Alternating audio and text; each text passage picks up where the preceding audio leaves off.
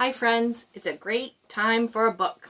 I have a book today that I'm reading called Rocket Writes a Story, and it's by Tad Hills.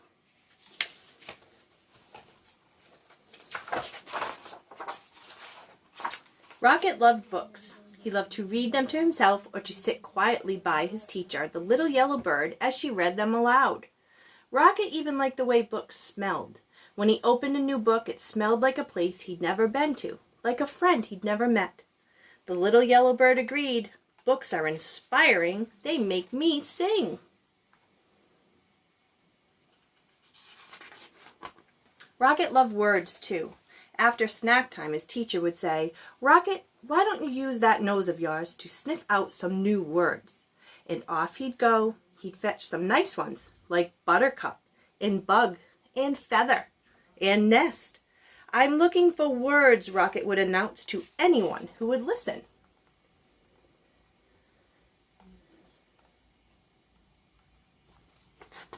Rocket always brought his words back to the classroom and wrote them down. The little yellow bird would help him spell the tricky ones, and then they'd hang them on their word tree. Sometimes the bird added her own words to the collection. "This one is small, but I promise it'll come in handy," she'd say. "Magnificent," chirped the little yellow bird once their tree was covered. "Now what shall we do with all these splendid words?" Rocket thought all afternoon. Then he had an idea.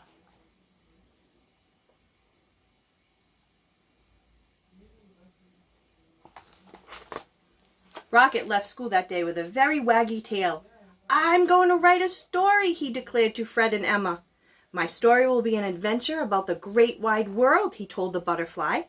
"I will see many words," he explained to Mr. Barker. "Hello up there," he called as he passed the tree where he had found the word nest. "I'm going to write a story."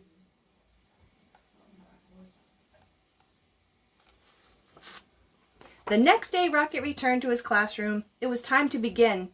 He looked down at the blank page, and the blank page looked up at him, but no story would come. At snack time, Rocket gave up. "I don't know what to write," he told his teacher.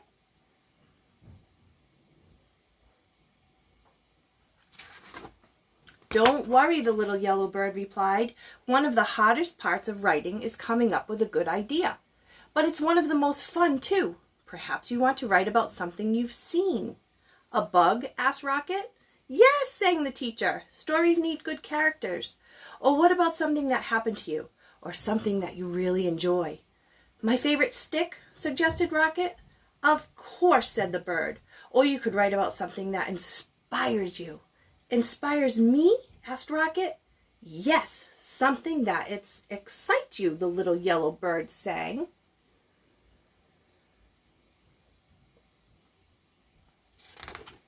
Rocket took a walk and looked for inspiration. He thought about friends he knew and places he'd been. He stuck his nose high in the air and sniffed the gentle breeze. And there it was, a delightful smell of pine needles and feathers. Inspiration. For the rest of the morning he thought about feathers and pine needles and feathers. And that afternoon he started to write. In the evening, Rocket followed the beautiful smell until he found himself at the tree with the nest. "Hello again," he called into the branches. "Is anyone home?" He heard rustling from above, but no one answered. "I'm sorry to disturb you, but I must tell you that you smell nice. Very inspiring. May I ask who you are?" "Still nothing." "Okay, perhaps I'll come back at a more convenient time," he said, and he trotted off.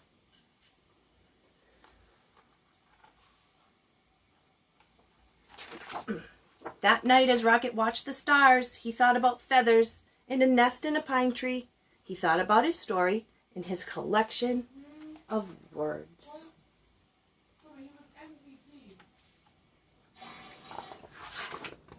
On his way to school the next day, Rocket was surprised by what he saw. A brand new word. He said, and it's already written down. It says, he tried to sound the word out. "Owl," came a quiet voice from the branches. "It says owl, and that's me." "Thank you, Owl," Rocket called. "I'm always looking for words, and this one's a beauty." Rocket ran all the way to his classroom. O-W-L, owl. Now there's a word you don't hear every day, chirped the little yellow bird. Only 3 letters. Oh, but what a word. It was a present, explained Rocket, and he added the new word to his story.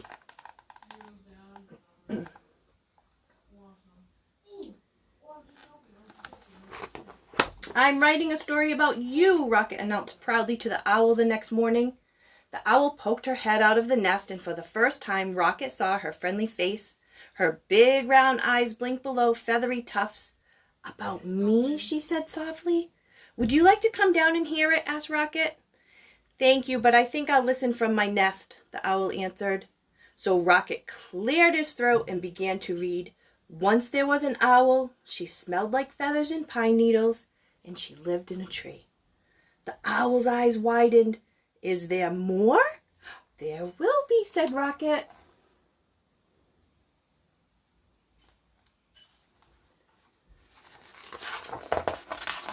Each day Rocket worked on his story. He wrote words down and crossed words out. And when things were going well, he wagged his tail. When he didn't know what to write, he growled. Sometimes he drew pictures for his story, or he took a walk in the meadow to look for more inspiration.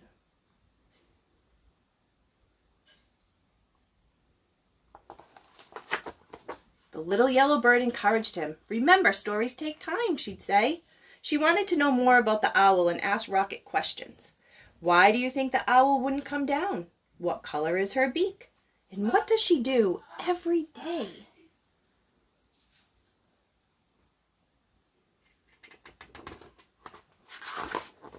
Rocket wanted to know more about the owl, too. He visited her tree very often and read her his story, which changed every day.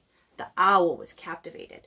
And when Rocket stopped, she would always ask, "Then what happened?"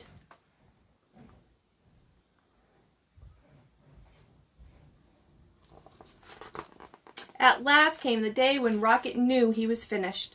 What a fine story, chirped the little yellow bird after she read it. Rocket ran to the owl's pine tree. It's done, he called. Come and listen.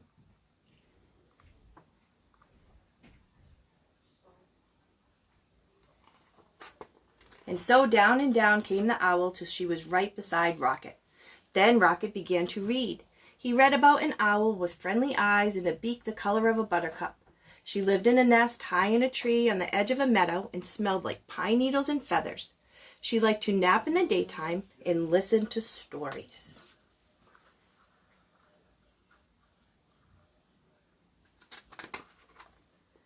Branch by branch the owl came down from her nest, and Rocket still read. She was shy, but she was brave too. Suddenly Rocket stopped. He wrote something on his paper and then began to read again. One day the owl came all the way to the ground and became my friend. The owl blinked. Can there be one last sentence? She asked. Can you say, and the owl liked the story very much? What a perfect ending, said Rocket. And it was.